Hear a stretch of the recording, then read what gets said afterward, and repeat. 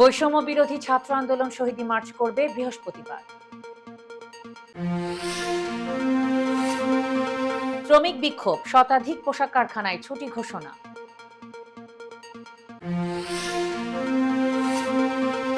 রাতভর ববি ও BM college শিক্ষার্থীদের সংঘর্ষ, আহত অর্ধ শতাধিক। আবু সাইদ হত্যা, সাবেক আইজিপি আব্দুল্লাহ আল মামুনের ৮ দিনের রিমান্ড মঞ্জুর। যুক্তরাষ্ট্রের সড়কে মুহূর্তে পুড়ে অঙ্গার, প্রবাসী ৪ তরুণ তরুণী, জানা গেল পরিচয়। মসজিদে ঢুকে খুঁজে খুঁজে মুসলিমদের মারার হুমকি বিজেপি নেতার। এবং হোয়াইট ওয়াশ হয়ে র্যাঙ্কিং এ অবনমন পাকিস্তানের, রেটিং বাড়ল বাংলাদেশের।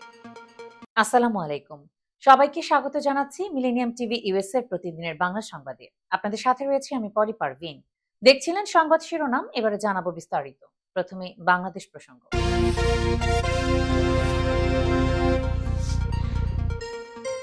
ছাত্র জনতার আন্দোলনের মুখে শেখ হাসিনা সরকারের পতনের ১ মাস পূর্তি উপলক্ষে শহীদী মার্চ করবে বৈষম্য বিরোধী ছাত্র আন্দোলন।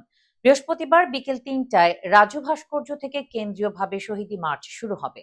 বুধবার দুপুরে ঢাকা বিশ্ববিদ্যালয় টিএসসিতে এক সংবাদ সম্মেলনে এই কর্মসূচি ঘোষণা করেন বৈষম্য বিরোধী ছাত্র আন্দোলনের অন্যতম সমন্বয়ক সার্জিস আলম।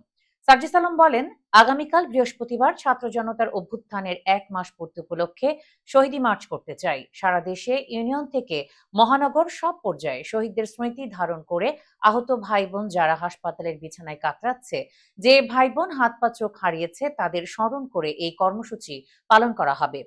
কিভাবে ছাত্রদেরকে হত্যা করা হয়েছে তার ডকুমেন্টেশন তৈরি করতে গণমাধ্যমের কাছে অনুরোধ জানিয়ে তিনি বলেন, রক্তের দাগ এখনো শুকায়নি, এখনো আমাদের ভাইরা ক্ষতচিহ্ন নিয়ে কাতরাচ্ছে। শ্রমিক বিক্ষোভের জেরে গাজীপুর, সাভার এবং আশুলিয়ায় শতাধিক পোশাক কারখানায় ছুটি ঘোষণা করেছে মালিক পক্ষ। বুধবার দুপুরে ঘোষণা দেন তারা। চাকরি এবং নিয়োগে নারী পুরুষের সমান অধিকার সহ বিভিন্ন দাবিতে গাজীপুরে আজও সড়ক অবরোধ করে বিক্ষোভ করেন পোশাক শ্রমিকরা। সকালে কর্মস্থলে যোগ দেন পোশাক শ্রমিকরা। কারখানাগুলোতে চলছিল স্বাভাবিক কার্যক্রম, পরে বিচ্ছিন্নভাবে টঙ্গী বেসিক, বগুড়া বাইপাস, বাঘের বাজার ও মাওনা এলাকায় শ্রমিকরা জড়ো হয়ে অসন্তোষ প্রকাশ করেন। এ সময় বেশ কয়েকটি শিল্প কারখানায় ভাঙচুরের চেষ্টা করলে সেনাবাহিনী ও শিল্প পুলিশের সদস্যরা পরিস্থিতি নিয়ন্ত্রণে আনেন। এদিকে সাভারের আশুলিয়ায় শ্রমিক অসন্তোষের মুখে অন্তত ৭টি তৈরি পোশাক কারখানায় সাধারণ ছুটি ঘোষণা করেছে কর্তৃপক্ষ। পরিস্থিতি নিয়ন্ত্রণে সেনাবাহিনী, বিজিবি ও শিল্প পুলিশ সদস্যরা নিয়োজিত আছেন। শিল্প পুলিশ জানায়, বুধবার সকাল থেকে টঙ্গী আশুলিয়া ইপিজেড সড়কের বাইপাইল থেকে জিরাবো পর্যন্ত সড়কের উভয় পাশে অবস্থিত এসব কারখানায় সাধারণ ছুটি ঘোষণা করা হয়। তারা জানান, এদিন সকালে আশুলিয়ায় বেশ কিছু কারখানায় প্রবেশ করে শ্রমিকরা বিভিন্ন দাবিতে বিক্ষোভ শুরু করলে কর্তৃপক্ষ কারখানা ছুটি ঘোষণা করেন। পরে ওইসব কারখানার শ্রমিকরা বেরিয়ে উৎপাদন অব্যাহত রাখা কারখানাগুলোর সামনে গিয়ে বিক্ষোভ শুরু করলে অন্তত ৭টি কারখানায় সাধারণ ছুটি ঘোষণা করে কর্তৃপক্ষ। রাতভর বরিশাল বিশ্ববিদ্যালয় ও সরকারি ব্রজমোহন কলেজে শিক্ষার্থীদের মধ্যে দফায় দফায় ধাওয়া, পাল্টা ধাওয়া ও সংঘর্ষের ঘটনা ঘটেছে। এ সময় উভয় পক্ষের অর্ধ শতাধিক শিক্ষার্থী আহত হয়েছেন বলে জানা গেছে। মঙ্গলবার গভীর রাতে উভয় প্রতিষ্ঠানের শিক্ষার্থীদের সঙ্গে কয়েক দফা সংঘর্ষের ঘটনা ঘটে। বুধবার ভোর ৪টা পর্যন্ত এ সংঘর্ষ চলে। অভিযোগে জানা যায়, গত সোমবার রাত 10টার দিকে নগরীর বটতলা এলাকায় একটি বিরোধপূর্ণ জমির মীমাংসার জন্য সেখানে যান বিএম কলেজের বৈষম্য বিরোধী ছাত্র আন্দোলনের সমন্বয়ক মুস্তাফাজির রহমান। আরো কয়েকজন শিক্ষার্থী সহ তিনি সেখানে যান। বিরোধপূর্ণ ওই ঘরে বরিশাল বিশ্ববিদ্যালয়ের এক ছাত্রী বসবাস করেন। এ নিয়ে প্রথমে দুপক্ষের মধ্যে কথা কাটাকাটি হয়। পরে মারামারিতে বিএম কলেজের সমন্বয়ক মোস্তফা ফিজকে গুরুতর আহত করার অভিযোগ ওঠে। তাকে শের-ই-বাংলা মেডিকেল কলেজ হাসপাতালে ভর্তি করানো হয়। এই ঘটনায় মঙ্গলবার বিকেলে বিএম কলেজের সামনে এর বিচারের দাবিতে মানববন্ধন করা হয়। অপরদিকে বরিশাল বিশ্ববিদ্যালয়ের সামনে ছাত্রী লাঞ্ছিতের প্রতিবাদে সেখানেও মানববন্ধন করা হয়। বৈষম্য বিরোধী আন্দোলন চলাকালে রাজধানীর মোহাম্মদপুরে মুদি দোকানি আবু সায়েদকে গুলি করে হত্যার অভিযোগে করা মামলায় গ্রেফতার পুলিশের সাবেক মহাপরিদর্শক চৌধুরী আব্দুল্লাহ আল মামুনের ৮ দিনের রিমান্ড মঞ্জুর করেছেন আদালত। বুধবার সকালে ঢাকার মেট্রোপলিটন ম্যাজিস্ট্রেট আখতারুজ্জামান এ আদেশ দেন। এদিন সকাল ৬টা ৪৫ মিনিটে তাকে আদালতে আনা হয়। এ সময় মামলার সুষ্ঠু তদন্তের জন্য তাকে 10 দিনের রিমান্ডে নিতে আবেদন করে পুলিশ। এদিকে রাজধানীর নিউমার্কেট এলাকায় ব্যবসায়ী আব্দুল ওয়াদুদকে গুলি করে হত্যার অভিযোগে করা মামলায় গ্রেফতার পুলিশের সাবেক মহাপরিদর্শক AKM শহীদুল হকের 7 দিনের রিমান্ড মঞ্জুর করেছেন একই আদালত। তারও 10 দিনের রিমান্ড চেয়েছিল পুলিশ। মঙ্গলবার রাতে শহীদুল হককে উত্তরা 16 নম্বর সেক্টর থেকে গ্রেফতার করে ঢাকা মহানগর পুলিশের গোয়েন্দা বিভাগ। এছাড়া চৌধুরী আব্দুল্লাহ আল মামুনকেও গ্রেফতার করা হয়। ঢাকা মহানগর পুলিশের জনসংযোগ বিভাগের পাঠানো দুটি পৃথক বার্তায় তাদের গ্রেফতারের তথ্য জানানো হয়। জনসংযোগ বিভাগের বার্তায় বলা হয়, সদ্য সাবেক আইজিপি চৌধুরী আব্দুল্লাহ আল মামুনের বিরুদ্ধে মামলা হওয়ায় সেনা হেফাজতে থাকা অবস্থায় আত্মসমর্পণের ইচ্ছা প্রকাশ করেন তিনি। মঙ্গলবার রাতে পুলিশ তাকে হেফাজতে নেয়। আরেকটি বার্তায় বলা হয়, 6 বছর আগের পুলিশ প্রধান শহীদুল হককে মঙ্গলবার রাতে উত্তরা 16 নম্বর সেক্টর থেকে গ্রেফতার করা হয়েছে।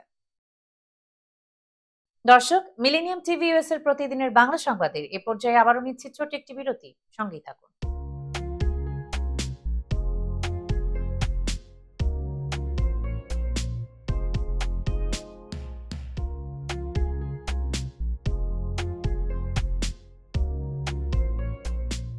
কি ব্যাপার, অমন মূর্তির মতো করে দাঁড়িয়ে আছো কেন? পাগল হয়ে গেলে নাকি? প্র্যাকটিস করছি। কি প্র্যাকটিস করছো? কেন লিভিং স্ট্যাচুরে দাঁড়িয়ে কি করে ভিক্ষা করে দেখালি? আমার ট্যাক্স নিয়ে ঝামেলা চলছে, ল্যান্ড প্রপার্টি নিয়ে ঝামেলা চলছে। এগুলো সমাধান না হলে কিছুদিন পর আমাকে ওইভাবে দাঁড়িয়ে ভিক্ষা করতে হবে। তাই এখন থেকে দাঁড়িয়ে প্র্যাকটিস করছি। আহা, এত চিন্তা করছো কেন? লিগ্যাল নেটওয়ার্ক ইন্টারন্যাশনাল আছে না? Legal network international? হ্যাঁ, কিছুদিন আগে ইন্স্যুরেন্স দিয়ে সম্পভাবিদের একটা ঝামেলা হলো না? লিগ্যাল নেটওয়ার্কের মাধ্যমেই তো সেটা সমাধান হলো। শুধু ইন্স্যুরেন্সই না ভাবি, criminal case, immigration, tax, divorce, housing সংক্রান্ত যে কোনো লিগেল সমস্যার সমাধান পেয়ে যাবেন লিগেল নেটওয়ার্কে। যুক্তরাষ্ট্রের 50টি স্টেটে যে কোনো প্রান্তে যে কোনো লিগেল সহায়তা দিতে কিন্তু আমাদের সঙ্গে আছে লিগেল নেটওয়ার্ক ইন্টারন্যাশনাল। শুধু তাই নয়, লিগেল নেটওয়ার্কে আছেন যুক্তরাষ্ট্রের স্বনামধন্য সব লয়ার, যাদের আইনি সহায়তায় যে কোনো লিগেল সমস্যার সমাধান পেয়ে যাবেন খুব সহজেই। তাহলে দেরি কেন? এখনই চলো লিগ্যাল নেটওয়ার্কে। I'm Nasrin Mosnu, immigration attorney. I was born and raised here in New York City. I have been working at various immigration firms since I was a teenager, including with my father.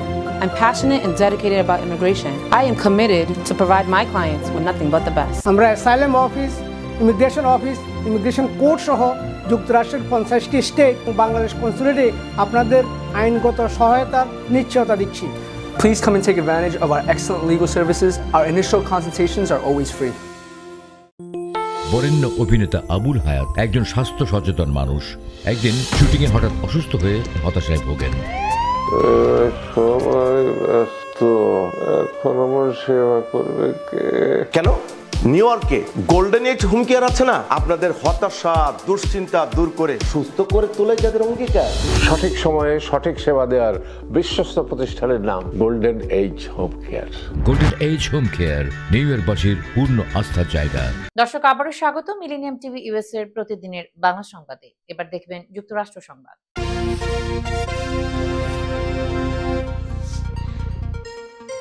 Teen idol status থেকে গিজেটের মতো যুবভিত্তিক cinema এবং Star Trek, Deep Space Nine ও টিজের মতো television শোয়ে অভিনয়ের মাধ্যমে খ্যাতি লাভ করা অভিনেতা, সঙ্গীতশিল্পী ও পরিচালক জেমস ড্যারেন মারা গেছেন।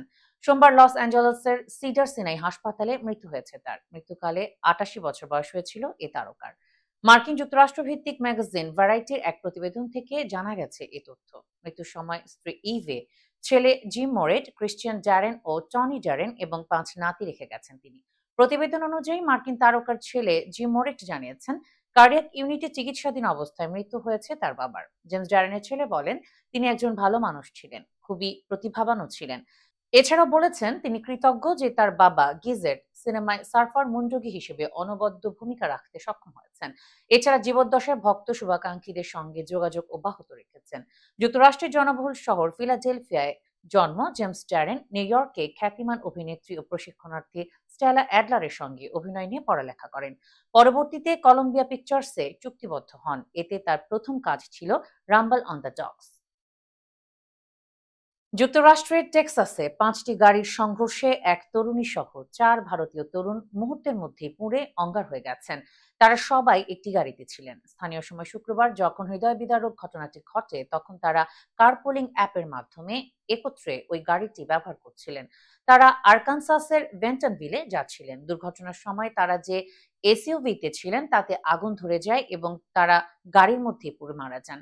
কর্তৃপক্ষ তাদের পরিচয় নিশ্চিত করতে ডিএনএ পরীক্ষার উপর নির্ভর করছে। নিহতরা হলেন আরিয়ান রঘুনাথ ওরামপতি, ফারুক শাইক, লোকেশ পালাচার্লা এবং ধার্ষিনী বাসুদেবন। ওরামপতি এবং তার বন্ধু শাইক জালাসে তার চাচাতো ভাইয়ের সঙ্গে দেখা করে ফিরছিলেন।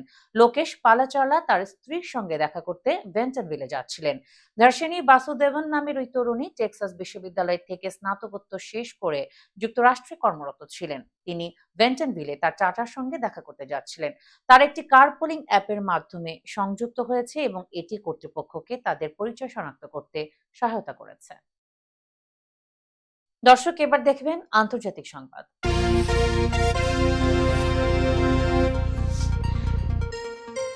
মসজিদে ঢুকে মুসলিমদের মারব, প্রকাশ্য সমাবেশে দাঁড়িয়ে এমনই হুমকি দিয়েছেন ভারতের ক্ষমতাসীন দল বিজেপির বিধায়ক নীতিশ নারায়ণ রানে। গেল রোববার মহারাষ্ট্রের আহমেদনগরে এক সভায় বক্তব্য দেওয়ার সময় এ হুমকি দেন তিনি। ভারতীয় একাধিক সংবাদ মাধ্যম জানিয়েছে রোববারের ওই সভার আয়োজন করা হয়েছিল রামগিরি মহারাজের সমর্থনে। সম্প্রতি এই রামগিরি মহারাজও ইসলাম এবং মহানবী সাল্লাল্লাহু আলাইহি ওয়াসাল্লাম সম্পর্কে আপত্তিকর মন্তব্য করেন। নাসিকে এক ধর্মীয় অনুষ্ঠানে ওই কথা বলেন রামগিরি মহারাজ। এ নিয়েও তুমুল উত্তেজনা তৈরি হয়। এর আগে শুক্রবার আহমেদনগরে রামগিরি মহারাজের সমর্থনে এক সভায় নীতিশ রানে বলেন, রামগিরি মহারাজের বিরুদ্ধে কোনো কথা বললে মসজিদে ঢুকে খুঁজে খুঁজে মুসলিমদের মারব। এটা মাথায় রেখো। রানের ওই বক্তব্য সোশ্যাল মিডিয়ায় ভাইরাল হওয়ার পর তার বিরুদ্ধে 2টি এফআইআর করেছে আহমেদনগর পুলিশ। রামগিরি মহারাজ আপত্তিকর মন্তব্য করলেও শুক্রবার তার সঙ্গে এক মঞ্চে বসে একটি সভা করেন মহারাষ্ট্রের মুখ্যমন্ত্রী একনাথ শিন্ডে। ওই সভায় মুখ্যমন্ত্রী রামগিরি মহারাজকে সাধু বলে বর্ণনা করেন তিনি। পাশাপাশি আহমেদনগরের সাবেক সাংসদ সুজয় পাতিল রামগিরি মহারাজের পা ছুঁয়ে প্রণাম করেন। এদিকে আসাদুদ্দিন ওয়াইসির দল মজলিসে ইত্তেহাদুল মুসলিমিন গোটা ইস্যুতে সরব হয়েছে। দলের নেতা ইমতিয়াজ জলিল বলেন, রামগিরি মহারাজের মন্তব্য একটি রাজনৈতিক ষড়যন্ত্রের অংশ, তার বিরুদ্ধে ব্যবস্থা নেওয়া উচিত। দর্শক, মিলেনিয়াম টিভি ইউএস এর প্রতিদিনের বাংলা সংবাদের এ পর্যায়ে আবারও নিচ্ছি ছোট একটি বিরতি। সঙ্গেই থাকুন।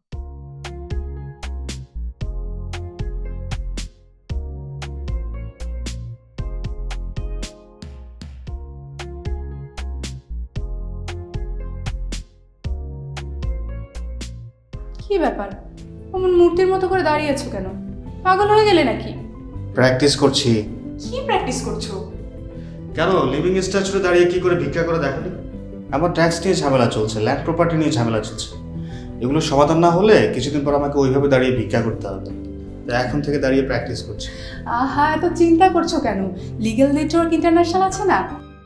Legal network international? হ্যাঁ, কিছুদিন আগে ইন্স্যুরেন্স দিয়ে সম্পভাবিদের একটা ঝামেলা হলো না? লিগ্যাল নেটওয়ার্কের মাধ্যমেই তো সেটা সমাধান হলো।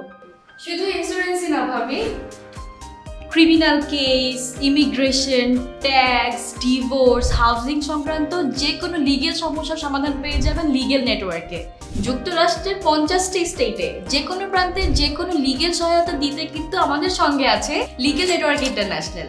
শুধু তাই নয়, লিগেল নেটওয়ার্কে আছেন যুক্তরাষ্ট্রের স্বনামধন্য সব লয়ার, যাদের আইনি সহায়তায় যে কোনো লিগেল সমস্যার সমাধান পেয়ে যাবেন খুব সহজেই। তাহলে দেরি কেন? এখনই চলো লিগ্যাল নেটওয়ার্কে। I'm Nasrin Mosnu, immigration attorney. I was born and raised here in New York City. I have been working at various immigration firms since I was a teenager, including with my father. I'm passionate and dedicated about immigration. I am committed to provide my clients with nothing but the best. আমরা asylum office, immigration court সহ যুক্তরাষ্ট্রের 50টি state এবং বাংলাদেশ কনসুলেটে আপনাদের আইনগত সহায়তার নিশ্চয়তা দিচ্ছি। Please come and take advantage of our excellent legal services. Our initial consultations are always free. বরেণ্য অভিনেতা আবুল হায়াত একজন স্বাস্থ্য সচেতন মানুষ। একদিন শুটিংয়ে হঠাৎ অসুস্থ হয়ে হতাশায় ভোগেন। সবাই ব্যস্ত, এখন আমার সেবা করবে কে? কেন নিউ ইয়র্কে গোল্ডেন এইজ হোম কেয়ার আছে না, আপনাদের হতাশা দুশ্চিন্তা দূর করে সুস্থ করে তোলে যাদের অঙ্গীকার। সঠিক সময়ে সঠিক সেবা দেওয়ার বিশ্বস্ত প্রতিষ্ঠানের নাম Golden Age Home Care. Golden Age Home Care New ইয়র্কবাসীর পূর্ণ আস্থার জায়গা। দর্শক, আবারও স্বাগত মিলেনিয়াম টিভিএস এর প্রতিদিনের বাংলা সংবাদে। এবার দেখবেন প্রতিনিধি সংবাদ।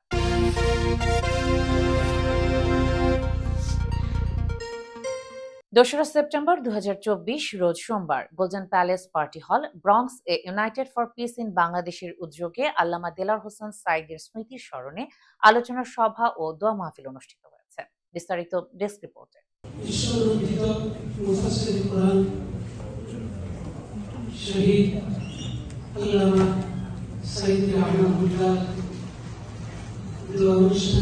United for piece in Bangladesh এর উদ্যোগে আল্লামা দেলাওয়ার হোসেন সাঈদীর স্মৃতির স্মরণে আলোচনা সভা ও দোয়া মাহফিল অনুষ্ঠিত হয়েছে। অনুষ্ঠানের শুরুতে কোরআন তেলাওয়াত করেন হাফিজ ইফাত নাসিরুল্লাহ, উপস্থাপনা করেন কাউসার আহমেদ মারুফ, সভাপতিত্ব ও দোয়া পরিচালনা করেন ইমাম আশরাফুজ্জামান খান, প্রেসিডেন্ট ইকনা ব্রঙ্কস। মূল বক্তব্য তুলে ধরেন ডক্টর জন্নুন চৌধুরী। সার্বিক তত্ত্বাবধানে ছিলেন Khan Mohammad Saifullah, manager Helping Hand for Relief and Development. বক্তাগণ আল্লামা দেলাওয়ার হোসেন সাঈদী সাহেবের জন্য দোয়া করেন, তার আত্মার মাগফিরাত কামনা করে বলেন, ইসলামের দাওয়াতি কাজে তার যে ত্যাগ, দীর্ঘ 13 বছর কারাগারে বিনা চিকিৎসায় নির্যাতনের শিকার আল্লামা দেলাওয়ার হোসেন সাঈদীর মুক্তির আন্দোলনে 73 জন শহীদ হয়েছিলেন উল্লেখ করে বিশেষ দোয়া করেন এবং বলেন, আল্লাহ তাআলা তাকে জান্নাতের উচ্চ আসন দান করেন।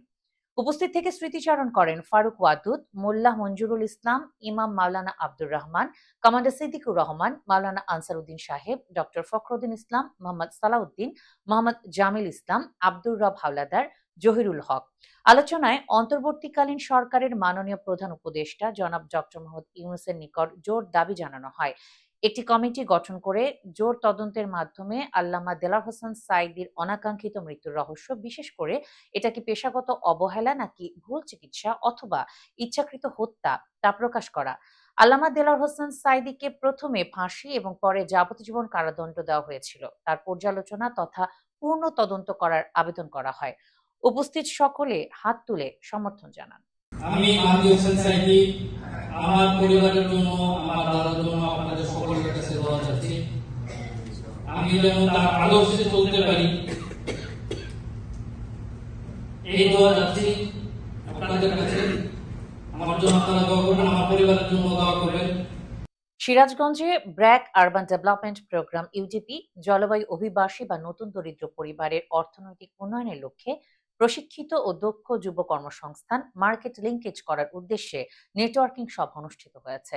আমাদের প্রতিনিধি শাহাদাত হোসেন জানান, বুধবার পৌর শহরের মুক্তিযোদ্ধা সংসদ complex, EDP skill development training institute সিরাজগঞ্জে ও BRAC urban development programme UDP সিরাজগঞ্জের বাস্তবায়নে নেটওয়ার্কিং সভা অনুষ্ঠানে সভাপতিত্ব করেন ব্র্যাক জেলা সমন্বয়কারী রইস উদ্দিনের সভাপতিত্বে অনুষ্ঠানের শুরুতে স্বাগত বক্তব্য রাখেন ব্র্যাক আরবান ডেভেলপমেন্ট প্রোগ্রাম সিরাজগঞ্জের রিজিওনাল ম্যানেজার রবিউল ইসলাম। অনুষ্ঠানে প্রধান অতিথি হিসেবে উপস্থিত থেকে নেটওয়ার্কিং সভা উদ্বোধন করেন বিসিক সিরাজগঞ্জের সহকারী মহাব্যবস্থাপক জাফর বাইজিদ। এ সময় উপস্থিত ছিলেন ইডিপি সিরাজগঞ্জের নির্বাহী পরিচালক আবু জাফর খান প্রমুখ। এছাড়াও আর উপস্থিত ছিলেন BRAC urban development programme UDP programme organizer Mosammat Kalpana Khatun, কৃষিবিদ Sultana Mahmud. BRAC urban development programme UDP থেকে বিভিন্ন স্কিল ট্রেনিং প্রাপ্ত প্রশিক্ষণার্থীরা ও বিভিন্ন কমিউনিটি সদস্যরা অংশগ্রহণ করে। নরসিংদীর মনোহরদীতে ইউনিয়ন বিএনপির অফিস ভাঙচুর ও লুটপাটের প্রতিবাদে বিক্ষোভ মিছিল ও প্রতিবাদ সভা করেছে খিদিরপুর ইউনিয়ন বিএনপি ও এর অঙ্গ সংগঠনের নেতাকর্মীরা। আজ বুধবার সকালে খিদিরপুর বাজারে এই বিক্ষোভ মিছিল ও প্রতিবাদ সভা অনুষ্ঠিত হয়। আমাদের প্রতিনিধি আলামিন জানান, সভায় বক্তারা গত শনিবার রাতে আশিকুর রহমান মানিকের নেতৃত্বে ফারুক, মোহাম্মদ আলী, মুরাদ, আসাদ, শাকিল, রিয়াদ, তুরাগ, মনির ও আপন সহ 50 থেকে 60 জন সন্ত্রাসী বাহিনী খিদিরপুর ইউনিয়ন বিএনপির অফিসে হামলা চালায়। এ সময় অফিসের ভিতরে থাকা সকল আসবাবপত্র, চেয়ার টেবিল ভাঙচুর করে এবং একটি 43 ইঞ্চি স্মার্ট টেলিভিশন সহ নগদ 50,000 টাকা লুটে নেয়। একই সাথে হামলার ঘটনায় জড়িতদের বিচারের দাবিও জানান সভা থেকে। এ সময় বক্তব্য রাখেন সুকন্ধি ইউনিয়ন বিএনপির সাবেক সভাপতি আব্দুল গনি, খিদিরপুর ইউনিয়ন বিএনপির সাংগঠনিক সম্পাদক রাসেল মানিক, ইউনিয়ন স্বেচ্ছাসেবক দলের সভাপতি মাসুদ রানা সহ বিভিন্ন নেতৃবৃন্দ। দর্শক, মিলেনিয়াম টিভি ইউএস এর প্রতিদিনের বাংলা সংবাদের এ পর্যায়ে আবারও নিচ্ছি ছোট একটি বিরতি, সঙ্গেই থাকুন।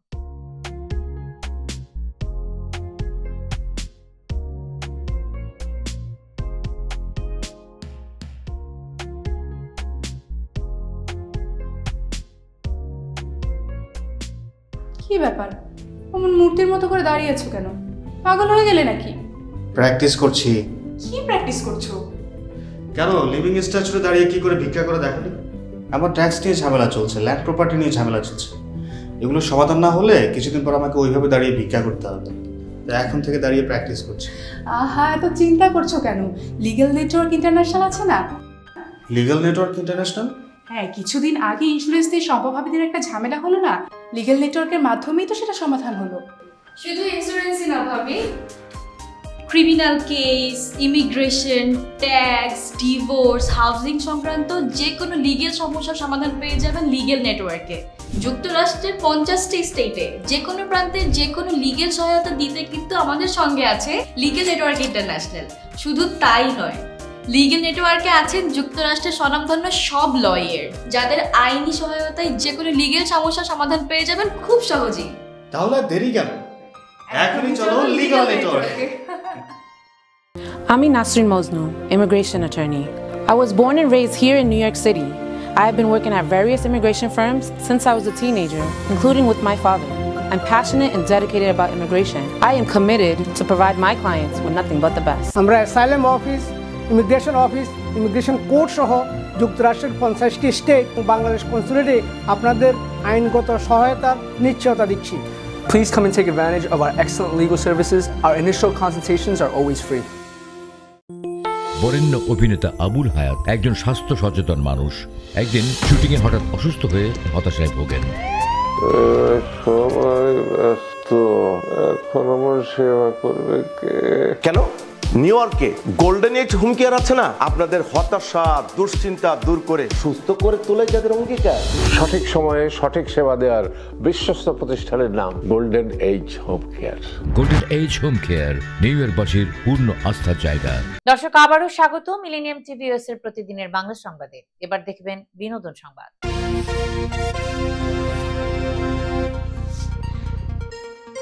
বৈষম্য বিরোধী ছাত্র আন্দোলনের সময় আলো আসবেই নামে একটি হোয়াটসঅ্যাপ গ্রুপের কথোপকথনের কয়েকটি স্ক্রিনশট সামাজিক যোগাযোগ মাধ্যমে ছড়িয়ে পড়েছে। মঙ্গলবার দুপুরে গ্রুপের কয়েকটি স্ক্রিনশট প্রকাশ্যে আসার পর সমালোচনার ঝড় উঠেছে। এই গ্রুপটিতে মূলত কয়েকজন আওয়ামী লীগ নেতা ও দলটির ঘনিষ্ঠ হিসেবে পরিচিত শিল্পীরা ছিলেন।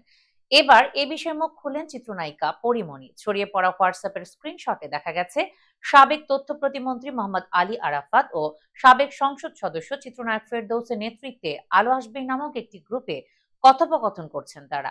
এতে অভিনেত্রী অরুণা বিশ্বাস, সোহানা সাবাকে ছাত্র আন্দোলনের বিপক্ষে দেখা যায়। যেভাবেই হোক শিক্ষার্থীদের আন্দোলন থামার পক্ষে মতামত দেন তারা। আবার অরুণা বিশ্বাস পরামর্শ দেন শিক্ষার্থীদের উপর গরম পানি ঢালার। এমনকি গ্রুপটিতে জনপ্রিয় নির্মাতা মোস্তফা সরোয়ার ফারুকীকে নিয়েও কথা বলতে দেখা গেছে গ্রুপ সদস্যদের। এই গ্রুপে আরো ছিলেন অভিনেত্রী শামীমা তুষ্টি, চিত্রনায়ক রিয়াজ, অভিনেতা সাজু খাদেম। আর ছড়িয়ে পড়া স্ক্রিনশটে অভিনেত্রী সুইটি, সোহানা, অরুণা বিশ্বাস সহ কয়েকজনকে সক্রিয় দেখা গেছে। এছাড়া গ্রুপে ছিলেন অভিনেত্রী জ্যোতিকা জ্যোতি। এদিকে আন্দোলনকারীদের উদ্দেশ্যে অভিনেত্রী অরুণা বিশ্বাসের গরম জল দিলেই হবে কথায় ঘৃণা উগরে দিয়েছেন পরিমণি। নিজের ফেসবুক পেজে তিনি লেখেন, অমানুষ, হিংস্র, লোভী, এত হিংসা নিয়ে কখনোই শিল্পী পরিচয় বহন করতে পারেন না আপনি, ধিক আপনাকে। আওয়ামী লীগের হোয়াটসঅ্যাপ গ্রুপ আলো আসবেই নিয়ে সোশ্যাল মিডিয়ায় আলোচনা এখন তুঙ্গে। এই গ্রুপে ছিলেন অভিনেত্রী আসনা হাবিব ভাবনাও।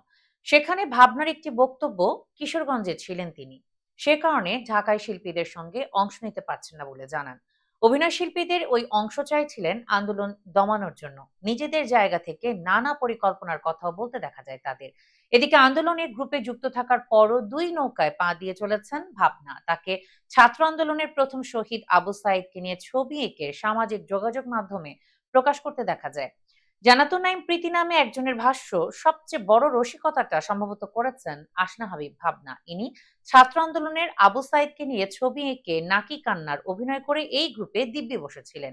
শিল্পী মানেই বিবেকবোধ ঠিক থাকবে, এ ধারণা থেকে বের হয়ে আসার ক্ষেত্রে এদের ধন্যবাদ।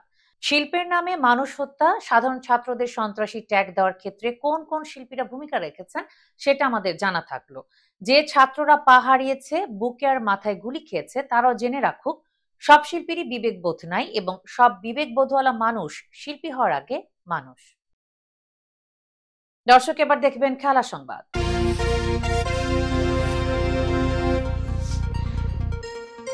ইতিহাসের প্রথমবার বাংলাদেশের কাছে টেস্টে হোয়াইট ওয়াশ হয়েছে পাকিস্তান, যার প্রভাব পড়েছে আইসিসি টেস্ট র্যাঙ্কিং এ।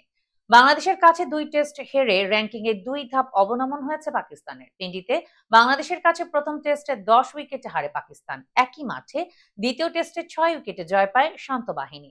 টেস্ট ইতিহাসে মাত্র 2 বারই ঘরের মাঠে হোয়াইট ওয়াশ হয়েছে পাকিস্তান। এর আগে 2022 সালে ইংল্যান্ডের কাছে 3-0 ব্যবধানে হেরেছিল তারা। বুধবার আইসিসি তাদের নিজেদের ওয়েবসাইটে টেস্ট র্যাঙ্কিং প্রকাশ করে, যেখানে টেস্টে 6ষ্ঠ স্থান থেকে 8ম স্থানে নেমে গেছে ম্যান ইন গ্রিনরা। পাকিস্তান 8-এ নেমে যাওয়ায় র্যাঙ্কিং এ উন্নতি হয়েছে শ্রীলঙ্কা, ওয়েস্ট ইন্ডিজের। তাদের অবস্থান যথাক্রমে 6ষ্ঠ ও 7ম। এদিকে 2003 সালের পর টেস্টের সবচেয়ে খারাপ রেটিং এখন পাকিস্তানের এখন রেটিং পয়েন্ট 76। ঐতিহাসিক র্যাঙ্কিং ধরলে 1965 সালের পর পাকিস্তানের সর্বনিম্ন রেটিং পয়েন্টও। সংবাদ শেষ করার পূর্বে শিরোনামগুলো জানিয়ে দিচ্ছি আরো একবার। বৈষম্য বিরোধী ছাত্র আন্দোলন শহীদী মার্চ করবে বৃহস্পতিবার। শ্রমিক বিক্ষোভ, শতাধিক পোশাক কারখানায় ছুটি ঘোষণা।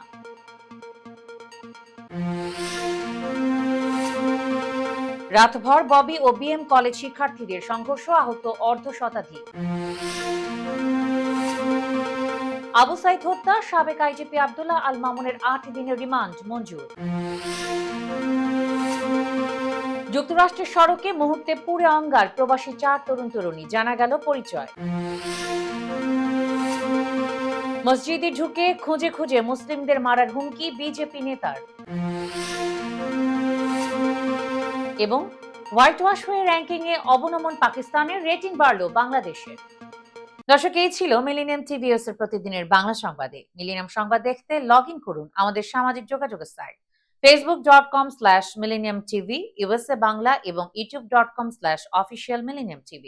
এছাড়াও সংবাদের সর্বশেষ আপডেট জানতে ভিজিট করুন আমাদের নিয়মিত ওয়েবসাইট www.millenniumtvusa.com এবং www.millenniumtv.org। প্রিয় দর্শক, মিলেনিয়াম টিভি দেখুন সকল অ্যান্ড্রয়েডে, iOS ও Apple TV, Amazon Fire TV, Roku TV এবং সকল স্মার্ট টিভিতে। এছাড়াও মিলেনিয়াম টিভি দেখতে পাবেন সমস্ত ইউরোপীয় দেশ এবং অস্ট্রেলিয়ায় স্কাই নেটওয়ার্কে, বিশ্বব্যাপী জাদু TV, radiant IP TV, JagoBD network এবং বিশ্বব্যাপী হরাইজন স্যাটেলাইটে। আপনারা যে যেখানেই থাকুন, ভালো থাকুন, সুস্থ থাকুন, মিলেনিয়াম টিভির সাথেই থাকুন। আল্লাহ হাফেজ।